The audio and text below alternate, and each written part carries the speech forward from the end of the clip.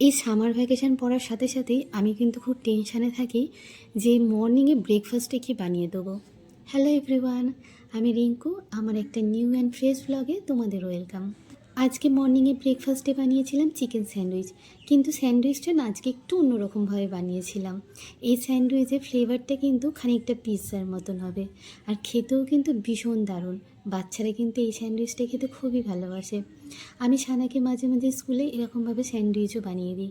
শুধু যে সানা খেয়ে খুশি হয় তা কিন্তু না, সানার ফ্রেন্ডরাও খুব বলে যে ভীষণ ভালো বানিয়েছে। আবার সানা সেটা বাড়িতে এসে আমাকে বলে, মাম্মাম তুমি এর পরের দিন যেদিনকে এই স্যান্ডউইচটা বানিয়ে দেবে সেদিনকে একটু বেশি করে বানিয়ে দেবে। আমার বন্ধুরা না খেয়ে খুব ভালো বলেছে। এই স্যান্ডউইচটাতে আমি চিকেন দিয়েছিলাম, যেটা আমি আগেই একটু নুন আর গোলমরিচ দিয়ে বয়েল করে রেখেছিলাম। তারপর ইয়েলো রেড বেল পেপার, শসা, পেঁয়াজ আর টমেটো দিয়েছিলাম, আর হ্যাঁ একটুখানি সুইট কর্ন দিয়েছিলাম। আর এর সাথে অ্যাড করেছিলাম অরিগ্যানো চিলি ফ্লেক্স, আর তার সাথে সস বলতে দিয়েছিলাম পিৎজা পাস্তা সস, আর মেয়োনিজ দিয়েছিলাম। মেয়োনিজটা কিন্তু তন্দুর মেয়োনিজ দিয়েছিলাম, এই জন্য না এই ফ্লেভারটা এত বেশি টেস্টি। তোমরাও কোনো দিনে এইভাবে ট্রাই করে দেখো, সত্যিই খুব ভালো হয়।